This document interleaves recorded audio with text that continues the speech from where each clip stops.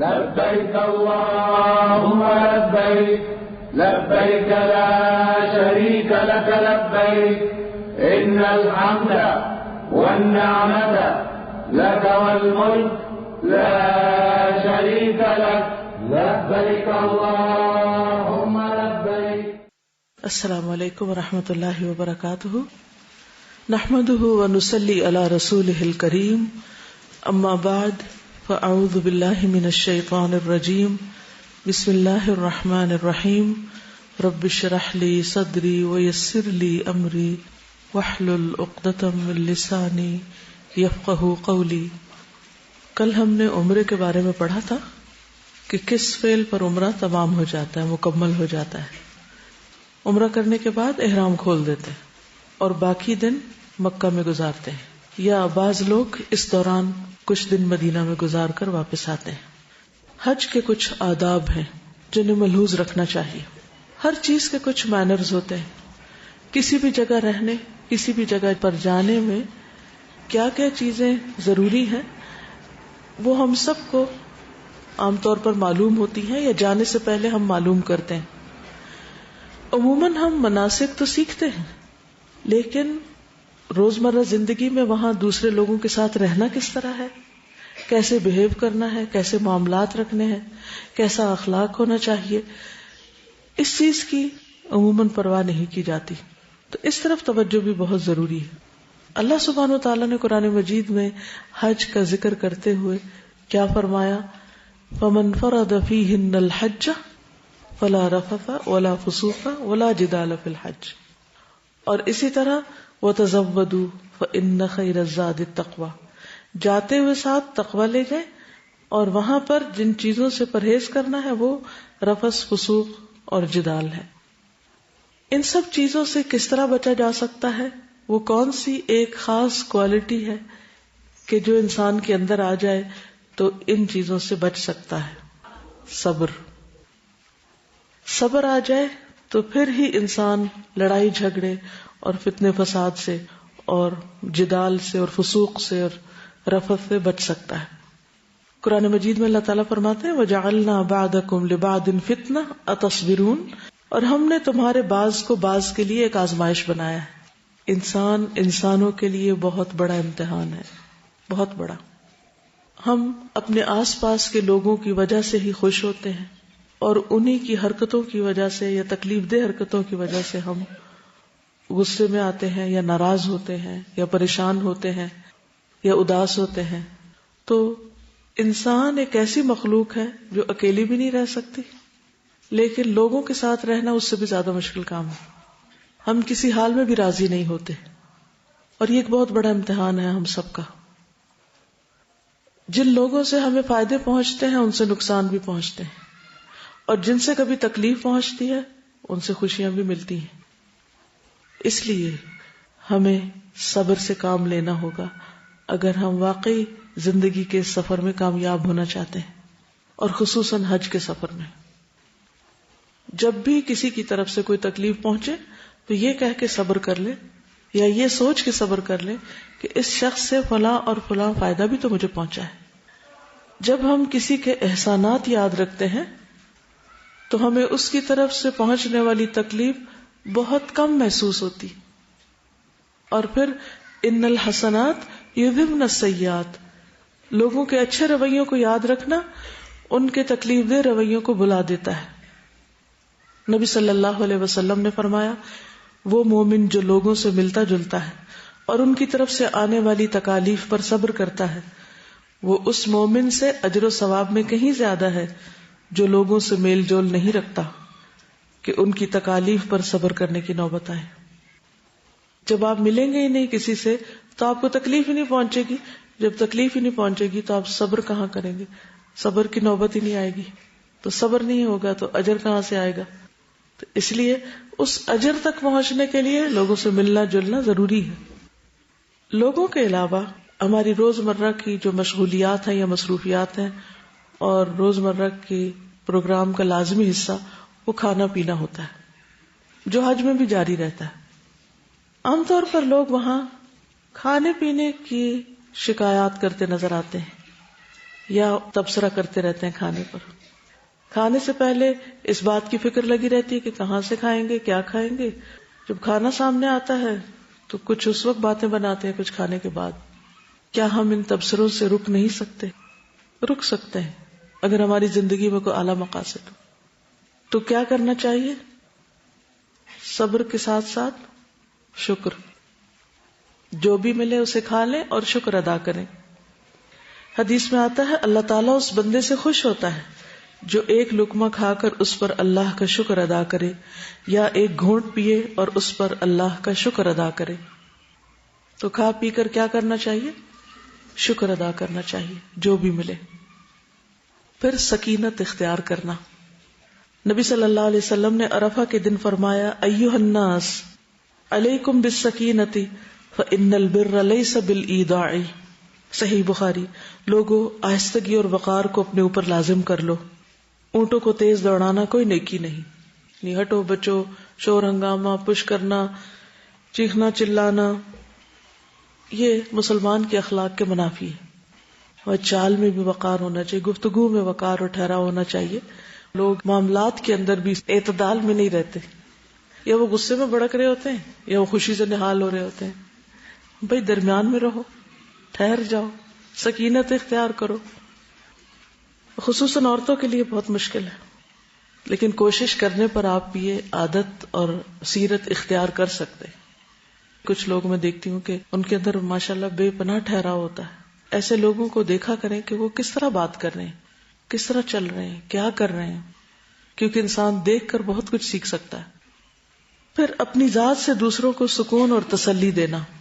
انس بن مالک رضی اللہ عنہ سے روایت ہے کہ نبی صلی اللہ علیہ وسلم نے فرمایا یسروا ولا تعسروا وسکنوا ولا تنفروا. آسانی پیدا کرو, تنگی پیدا نہ کرو, لوگوں کو تسلی اور سکون دو, نفرت نہ دلاؤ. یعنی جہاں چاروں طرف آپ کے لوگ ہی لوگ ہوں وہاں پر آپ کے لیے نیکی کرنے کے مواقع بڑھ جاتے ہیں. آپ اس نگاہ سے لوگوں کو دیکھیں کہ کہاں, کس وقت, کب, کیسے, کس کے کام آ سکتا ہوں. میں کسی کی کیا مدد کر سکتا ہوں, کیا خدمت کر سکتا ہوں, کسی کو کوئی بھلی بات بتا سکتا ہوں, کسی سے کوئی تکلیف دور کر سکتا ہوں, کسی کو آرام پہنچا سکتا ہوں. لیکن یہ سارے کام کرتے کرتے ساتھ ہی ذکر اذکار جاری رہنے چاہیے. بعض لوگ جب دوسروں کی مدد کرنے لگتے ہیں تو ادھر ادھر کی فضول باتیں شروع کر دیتے ہیں, وہ کوئی غیبت شروع کر دیتے ہیں, کسی پہ تبصرہ, کسی پہ ہنس رہے ہیں, کسی کا مذاق اڑا رہے ہیں, کام بھی کر رہے ہیں لیکن ساتھ ایسی حرکتیں کر رہے ہیں. تو اس کی بجائے کیا کرنا چاہیے؟ یا تو اچھی بات کریں, آپ پھر خاموش رہیں, اور خاموشی سے بہتر ہے اللہ کا ذکر. جب نبی صلی اللہ علیہ وسلم سے بہترین حج کے بارے میں پوچھا گیا تو آپ نے کیا فرمایا کہ سب سے اچھا حج کون سا ہے؟ جس میں کثرت سے اللہ کا ذکر ہو. رسول اللہ صلی اللہ علیہ وسلم نے فرمایا خیر العمل ان تفارق الدنیا ولسانک رطب من ذکر اللہ. بہترین عمل یہ ہے کہ جب تو دنیا سے رخصت ہو تو تیری زبان اللہ کے ذکر سے تر ہو. لیکن یہ اسی وقت ہو سکتا ہے جب عام دنوں میں ہمیں کثرت سے ذکر کی عادت ہو. نبی صلی اللہ علیہ وسلم نے فرمایا 3 لوگوں کی دعا رد نہیں کی جاتی. ان میں سے ایک اللہ کا بہت زیادہ ذکر کرنے والا. یعنی اگر آپ اللہ کا بہت ذکر کریں تو اس کا فائدہ کیا ہوگا؟ آپ کی دعائیں قبول ہوں گی, اور ہر شخص یہ چاہتا ہے کہ اس کی دعا قبول ہو, اور اس کو خوش قسمت سمجھتے ہم جس کی دعائیں قبول ہو رہی ہیں. پھر امیر کی اطاعت. وبرہ کہتے ہیں میں نے عبداللہ بن عمر رضی اللہ عنہ سے پوچھا میں کنکریاں کس وقت ماروں؟ تو انہوں نے فرمایا جب تمہارا امام مارے تو تم بھی مارو. عموماً گروپس میں حج ہوتا ہے, چاہے فیملی کا ہو یا کسی ملک سے جب آپ جا رہے ہو تو اس وقت اکٹھے حج کر رہے ہو, تو اس میں ہر شخص کو اپنی الگ الگ راہ نہیں پکڑنی چاہیے, اور اپنی مرضی سے قافلے سے ادھر ادھر نہیں بھٹک جانا چاہیے, کیونکہ کچھ پتہ نہیں کہ اتنے رش میں کوئی کچلا جائے, کسی کو ہارٹ اٹیک ہو جائے, کچھ ہو جائے, اور پھر آپ کو کوئی پہچانتا نہ ہو, جانتا نہ ہو, تو کتنی مشکل ہو. یا آپ راستہ ہی نہ کھو بیٹھے, یا غلطی سے کسی لمبے راستے پہ نہ پڑ جائیں اور بلا وجہ کی مشقت میں پڑ جائیں, اور آپ بہت سی اور دیگر خیر سے محروم ہو جائیں. تو اس لیے حج کے سفر میں اور کسی بھی اجتماعی سفر میں, خواہ کوئی ٹرپ ہو, کیا کرنا چاہیے؟ انسٹرکشنز کو غور سے سننا چاہیے اور ان کو فالو کرنا چاہیے، چاہے وہ گروپ ٹائم ہو یا کلاس روم ہو یا سفر میں ہو یا پھر حج پہ ہو. آپ وہاں پر دیکھیں گے کہ بہت سے ممالک کے گروپس اتنے آرگنائزڈ ہوتے ہیں، حتیٰ کہ لباس تو چھوڑو، ان کے جو بیگز ہوتے ہیں وہ بھی ایک سائز کے اور ایک رنگ کے اور ایک طرح کے اسٹریپ سے بندھے ہوئے. حج پر بھی لوگ بہت ہی آرگنائزڈ وے میں سفر کر رہے ہوتے ہیں اور وہ اس سنت پر عمل کر رہے ہوتے ہیں. اپنی مرضی کرنے میں سہولت تو بہت ہوتی ہے، لیکن بتائیے کہ کیا ہمیشہ ہی سہولت ہوتی؟ اس سے بہت زیادہ پرہیز کرنا چاہیے کہ جہاں بھی آپ اکٹھے ہو کر جائیں، اکٹھے ہو کر رہیں، تو جو وقت بتایا جائے، جو جگہ بتائی جائے، اس کی پابندی کریں، ورنہ آپ خود کو بھی مصیبت میں ڈالیں گے اور دوسروں کو بھی. پھر لڑائی جھگڑے سے بچنا. بہت زیادہ مواقع ہوتے ہیں وہاں لڑنے کے، لیکن اللہ تعالیٰ نے خاص طور پر مینشن کیا ولا جدال، لڑنا تو ہے ہی نہیں. نبی صلی اللہ علیہ وسلم نے جب حدیبیہ میں پڑاؤ ڈالا تو ان کے ایک خیر خواہ نے خبر دی کہ میں کعب بن لؤی اور عامر بن لؤی کو پیچھے چھوڑ کر آ رہا ہوں، جنہوں نے حدیبیہ کے پانی کے ذخیروں پر اپنا پڑاؤ ڈال دیا ہے. ان کے ساتھ بکثرت دودھ دینے والی اونٹنیاں اپنے بچوں کے ساتھ ہیں. وہ آپ سے لڑیں گے اور آپ کے بیت اللہ پہنچنے میں رکاوٹ بنیں گے. لیکن آپ نے فرمایا ہم کسی سے لڑنے نہیں آئے، ہم صرف عمرے کے ارادے سے آئے ہیں. تو جو اللہ کے راستے میں ہوتا ہے، یعنی حج یا عمرے کے سفر میں، یہ بالکل پیسفل سفر ہوتا ہے. کوئی آپ سے لڑنا بھی چاہے یا لڑائی چھیڑے بھی تو آپ اس کو موقع نہ دیں. بعض لوگوں کو عادت ہوتی ہے، جب پتہ ہو ایک شخص کی عادت کا کہ اس کو لڑنے کی عادت ہے اور اس سے آپ آرام سے بھی کوئی بات کریں گے تو لڑ کے ہی جواب دے گا، تو بس بات کو سمجھ لیں کہ اس نے لڑنا ہے اور ایکسپیکٹ کیا کریں کہ میں سیدھی بات بھی کروں گا تو یہ الٹا جواب دے گا. ہوتا ہے نا، ایسے لوگ ہوتے ہیں، ہر جگہ ہوتے ہیں. تو جب زندگی میں آپ لوگوں کے مزاج سمجھ جاتے ہیں تو آپ کو معاملہ کرنے میں بہت آسانی ہو جاتی ہے. جس چیز کو آپ ایکسپیکٹ کر رہے ہوتے جب وہ سامنے آ جاتی تو آپ کہتے ہیں تو نارمل ہے، سو واٹ، یہ تو ہونا ہی تھا. پہلے سے آپ انتظار میں ہوتے اچھا وہ کیا ہوتا ہے. تو اسی طرح اگر اس سفر میں بھی آپ کا ساتھ کچھ ایسے لوگوں سے ہو جائے کہ جو بد اخلاق ہوں، بد زبان ہوں، بدتمیزی سے بات کرتے ہوں، آپ کو معلوم ہے یہ عادتیں بچپن سے پڑ جاتی ہیں لوگوں کو نا، بعض اوقات بڑے ہو کر بھی نہیں جاتی. وہ کسی بھی مقام پہ پہنچ جائیں لیکن ان کے پھر اخلاق نہیں بدلتے، کیونکہ وہ ان ماحول کی پیداوار ہے نا. بعض اوقات ان کے بس کی بات نہیں ہوتی، ان کو سمجھ بھی نہیں ہوتی وہ کیا بول رہے ہیں، کیا کہہ رہے ہیں، احساس بھی نہیں ہوتا. چھوٹ چھوٹ کے تانے دیتے جاتے ہیں اور وہ اس کو اپنے بڑی سمارٹنیس سمجھتے ہیں، حالانکہ انتہا درجے کی بد اخلاقی ہوتی. دین یہ تعلیم نہیں دیتا. یہ لوگوں کے اپنے اخلاق، مزاج، ان کے خاندان، ان کے ماحول ہوتے ہیں جن کا وہ رنگ چڑھائے ہوتے ہیں اپنے اوپر. تو جب کوئی لڑنے جا رہا ہو تو پھر کنارہ کشی کر لیں. مسور بن مخرمہ سے روایت ہے کہ رسول اللہ صلی اللہ علیہ وسلم صلح حدیبیہ کے موقع پر مکہ جا رہے تھے. ابھی آپ راستے میں تھے کہ آپ نے فرمایا خالد بن ولید قریش کے سواروں کے ساتھ ہماری نقل و حرکت کا اندازہ لگانے کے لیے مقام غمیم میں مقیم ہے، اس لیے تم لوگ داہنی طرف ہو جاؤ. بس اللہ کی قسم خالد کو ان کے متعلق کچھ بھی علم نہ ہو سکا. یعنی وہ پتہ چلانے کے لیے کس طرح مسلمان جا رہے ہیں وہ دیکھنا چاہتے تھے، تو نبی صلی اللہ علیہ وسلم نے رستہ ہی بدل دیا. جب آپ کو پتہ ہو کہ لڑنے والا وہ سامنے سے آ رہا ہے تو آپ کیا کریں؟ بہادری کا مظاہرہ کریں، آستینیں چڑھانے لگیں؟ نہیں، رستہ بدل دیں. لوگوں کے ساتھ اچھے اخلاق سے پیش آئیں. یعنی یہ تو اس صورت میں جب کوئی آپ سے لڑنے آ رہا ہو، لیکن آپ خود جب معاملہ کریں تو اچھی طرح کریں. حدیث میں آتا ہے جہاں کہیں بھی ہو اللہ سے ڈرو، برائی کے بعد بھلائی کرو تاکہ وہ اسے مٹا دے، اور لوگوں سے اچھے اخلاق سے پیش آؤ. ہم انسان ہیں، غلطی، کمی، کمزوری ہم سب سے ہو جاتی، لیکن اس کے بعد کوشش کریں کہ پھر اچھا سلوک کر لیں، حسن اخلاق سے معاملہ کر لیں. نبی صلی اللہ علیہ وسلم نے فرمایا تم میں سب سے بہتر وہ ہے جس سے خیر کی امید ہو. یعنی آپ جب اس سے بات کریں تو آپ کو یہ اطمینان ہو کہ اس شخص سے مجھے خیر ہی ملے گی، کوئی بھلائی نصیب ہوگی، اور اس کے شر سے امن ہو. اور سب سے بدتر وہ ہے جس سے خیر کی توقع نہ ہو اور اس کے شر سے امن نہ ہو. پھر زبان کی حفاظت، اس پہ خصوصی دھیان دیں، اس کو لاک میں رکھیں. ناشکری کے جملے نہ بولیں جو اللہ کی ناراضگی کا باعث ہوں. ابو ہریرہ فرماتے ہیں نبی صلی اللہ علیہ وسلم نے فرمایا بندہ ایک بات زبان سے نکالتا ہے اور اس کے بارے میں سوچتا نہیں، جس کی وجہ سے وہ دوزخ میں اتنی دور پھسل کے گرتا ہے جتنا مشرق و مغرب کے بیچ میں دوری. تو اس لیے بہت سوچ سمجھ کے بات کریں، اور اگر کوئی بات کر کے آپ کو خلش شروع ہو جائے تو استغفار کر لیں، اور آئندہ ان جملوں پر چیک رکھیں کہ پھر ایسی بات نہیں کریں گے. جب ہم کثرت سے ذکر کریں گے اور خاموش رہیں گے تو پھر ایسی نوبت ویسے ہی کم آئے گی.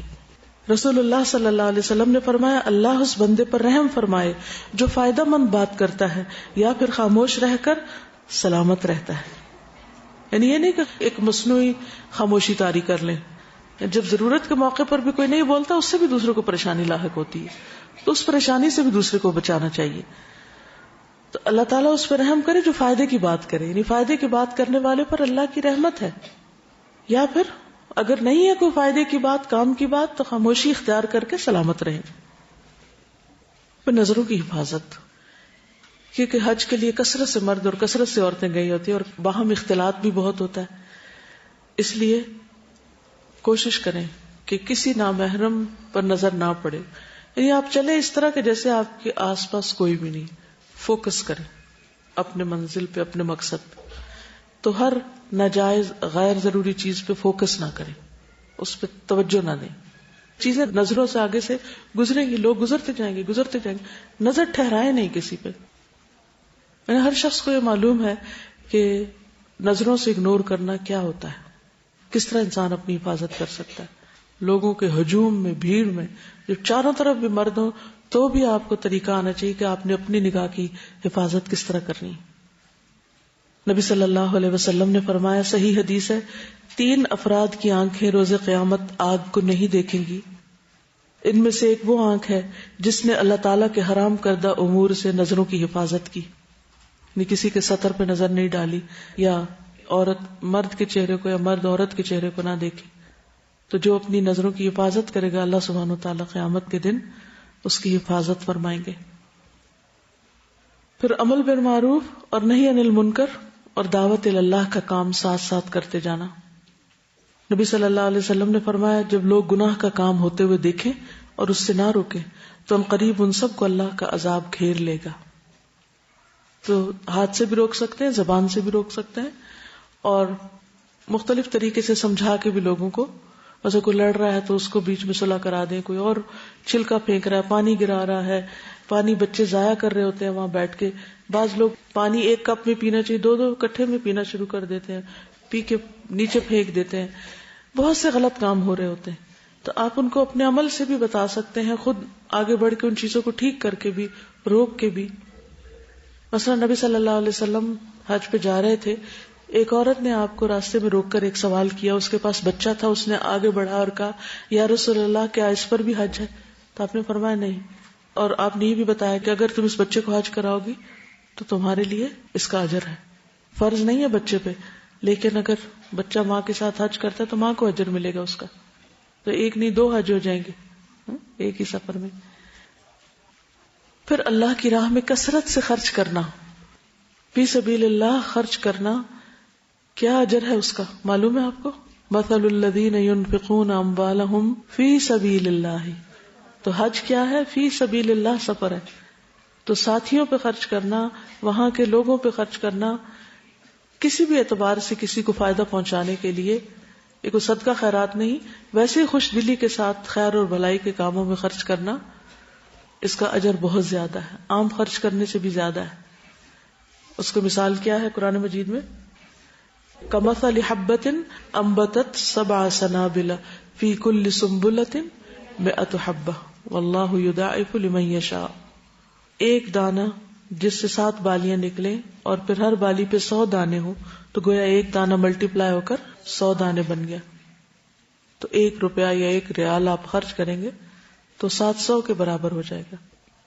اس لیے خوش دلی کے ساتھ خرچ کریں.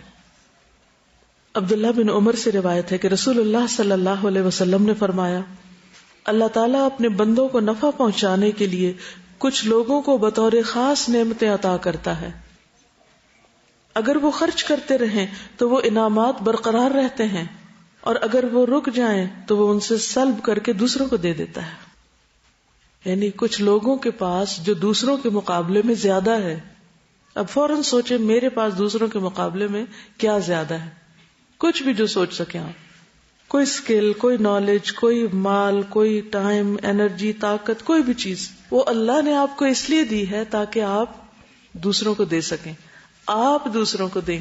کیونکہ اللہ تعالیٰ ان ساری نعمتوں کو درختوں کے ساتھ نہیں لٹکاتے، کچھ تو لٹکا دی ہیں لیکن ساری چیزیں درختوں کے ساتھ نہیں لٹک سکتی، وہ بندوں کے ساتھ لٹکی ہوئی ہیں. جو مومن ہوتے ہیں نا شجرہ طیبہ، تو ان اللہ کے نیک بندوں کے ساتھ وہ نعمتیں لٹک رہی ہیں. اب ان کا کیا فرض بنتا ہے کہ وہ اپنے پھلوں سے دوسروں کو فائدہ پہنچائیں. تو یہ اللہ نے آپ کو یہ پھل اس لیے دیے، یہ بہاریں اس لیے لگائی ہیں آپ کو تاکہ آپ سے دوسرے فائدہ اٹھائیں. اگر آپ دوسروں پہ خرچ کرتے جاتے ہیں تو کیا ہوگا؟ آپ کو اللہ اور دیتا جائے گا، اور سپلائی آتی جائے گی آتی جائے گی آتی جائے گی اور زیادہ بڑھا دے گا. لیکن اگر آپ نے روک دیا تو کیا ہوگا؟ اللہ بھی روک دے گا. یہ کس قدر افسوس کی بات ہے کہ ہم عام طور پر جو نعمت ہمارے پاس ہوتی ہے اس سے دوسرے کو فیض پہنچانے میں بخل کرتے ہیں. یعنی یہ تو میرے لیے، دوسرے کو کیوں دوں؟ ہونا کیا چاہیے کہ جو کام ہمیں آتا ہو ہم دوسرے کو کہیں. جیسے حضرت انس کے بارے میں حضور صلی اللہ علیہ وسلم کے پاس ام سلیم آئی تھی، یا رسول اللہ یہ میرا بچہ لکھنا جانتا ہے، آپ اس سے کام لیں، یعنی اس کے پاس یہ سکل ہے، آپ اس کو اپنی خدمت میں رکھیں. ہم کیا سمجھتے جو کچھ بھی اللہ نے ہم کو دیا، کوئی بھی چیز ہمارے تو کوئی بہت کمال تھا، وہ بہت بڑی خوبی تھی جو ہمیں مل گیا، یہ احسان تھا اللہ کا، فضل تھا، اس کو روکے نہیں ورنہ رک جائے گا. حضرت اسماء کو نبی صلی اللہ علیہ وسلم فرماتا لا تو کی فیو کا علیہ کی، روکنا مت ورنہ تم روک لی جاؤ، تمہاری تھیلی باندھ دی جائے گی. تو اس موقع پہ سب سوچیں وہ کون سا کام ہے جو میں دوسروں کی نسبت بہتر کر سکتی ہوں اور مجھ پر اللہ کا فضل ہے اور مجھے وہ آتا ہے اور میرے ساتھ والوں کو نہیں آتا، کیوں نہ میں ان کو بھی سکھا دوں، کیوں نہ میں ان تک بھی خیر لے جاؤں، کیونکہ الٹیمیٹلی تو وہ آپ ہی تک واپس پہنچے گی. تو کوئی بھی نیکی کا کام جو آپ کر سکتے ہو اور کسی بھی وجہ سے، خواہ وہ کوئی غصہ ہو، خواہ کوئی عداوت ہو کسی کی، یا بخل ہو یا حسد ہو یا کوئی ضد ہو، کسی بنا پر بھی اگر آپ روک لیتے ہیں نا تو آپ سے نیکی کے مواقع چھن جاتے ہیں، آپ محروم کر دیے جاتے ہیں. اللہ تعالیٰ وہ کسی اور کو نواز دیتا ہے، اللہ کسی اور سے کام لے لیتا ہے. پھر دوسرے حجاج کی مدد کرنے میں کیا کیا ہو سکتا ہے؟ مثلا ان کا سامان اٹھانے یا رکھنے میں مدد دینا. نبی صلی اللہ علیہ وسلم نے فرمایا جس نے کسی مسلمان سے دنیا کا کوئی دکھ دور کیا، اللہ عز و جل اس سے قیامت کے روز کا کوئی دکھ دور کر دے گا. اور جس نے کسی مشکل میں پڑے شخص کے لیے آسانی کی، اللہ تعالیٰ اس کے لیے دنیا اور آخرت میں آسانی کرے گا. اور جس نے کسی مسلمان کی پردہ پوشی کی، اللہ تعالیٰ دنیا اور آخرت میں اس کی پردہ پوشی کرے گا. اللہ تعالیٰ اس وقت تک بندے کی مدد میں رہتا ہے جب تک کہ بندہ اپنے بھائی کی مدد میں رہے. پھر شاعر اللہ کی تعظیم کرنا، یہ بھی حج کے آداب میں سے ہے. وَمَن يُعَظِّمْ شَعَائِرَ اللَّهِ فَإِنَّهَا مِن تَقْوَى الْقُلُوبِ. کیا کیا شاعر اللہ ہیں؟ مثلا جتنے بھی مناسک ہیں وہاں، خاص طور پہ مسجد ہے، کعبہ شریف ہے، تو وہاں شور ہنگامے سے بچنا، لڑائی سے اور ایسے کام کرنے سے جو مسجد کے ادب کے خلاف ہوں. بعض لوگ وہاں کوڑا بکھیر دیتے ہیں، صفائی کا لحاظ نہیں رکھتے، کعبہ کی طرف وہاں بھی پاؤں کر کے لیٹ جاتے ہیں، قرآن مجید نیچے رکھ دیتے ہیں. تو یہ ساری چیزیں جو ہیں یہ ناپسندیدہ ہیں. پھر یہ کہ اپنے آپ کو بیکار چیزوں سے دور رکھنا، بیکار گفتگو، بیکار کام، غیر ضروری مصروفیات، کیونکہ گنتی کے چند دن ہیں، یہ بھی ان سے پورا فائدہ اٹھانا چاہیے. اور ویسے بھی انسان کے اسلام کی خوبی یہ ہے کہ وہ بیکار کاموں کو چھوڑ دے. پھر دوسروں کی ضروریات کا خیال رکھنا، کسی کو پانی پلا دینا، کسی کو کھانا لا کر دے دینا. کچھ لوگ چائے پینے کے عادی ہوتے ہیں، بزرگ لوگ، ان کے لیے چائے لا کر دینا، یا اگر پکانے کی جگہ ہے تو پکا کر سب کو سرو کر دینا.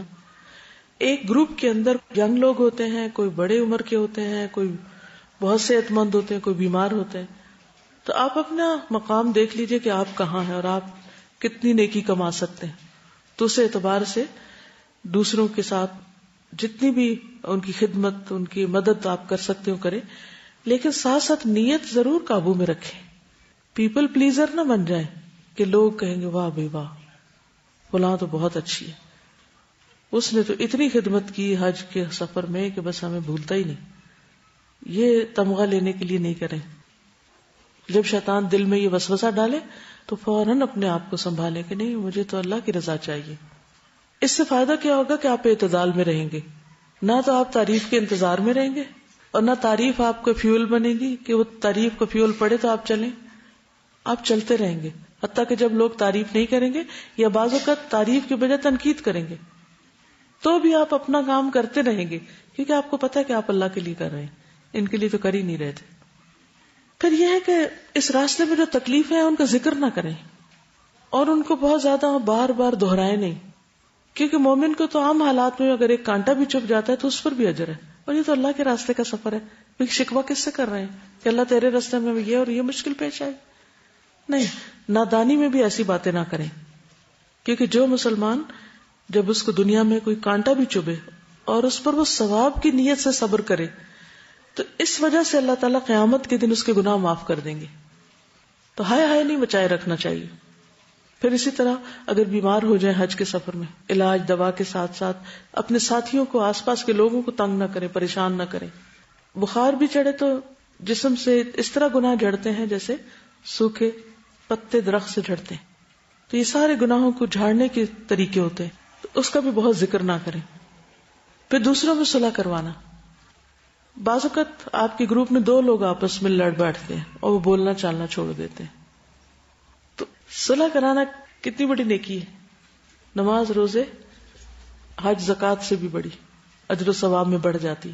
کیونکہ ہوتا ہی ہے کہ جب 2 لوگوں کی لڑائی ہو جاتی ہے یا آپس میں کوئی مس انڈرسٹینڈنگ ہوتی ہے، پھر آپ کو غیبت بھی سننی پڑتی ہے اور بدگمانیاں بھی بعض اوقات آپ کے دل میں آ جاتی ہیں اور بعض اوقات دوسروں کو آپ بلٹل کرنے لگتے ہیں. تو بہتر ہے کہ جلد از جلد ان کی دوستی کرا دی جائے. تو اس سے انشاءاللہ تعالیٰ آپ کے حج کا سفر جو ہے وہ خوشی سے گزرے گا. چلیے اب اجازت. سبحانک اللہم و بحمدک، اشہد ان لا الہ الا انت، استغفرک و اتوب الیک.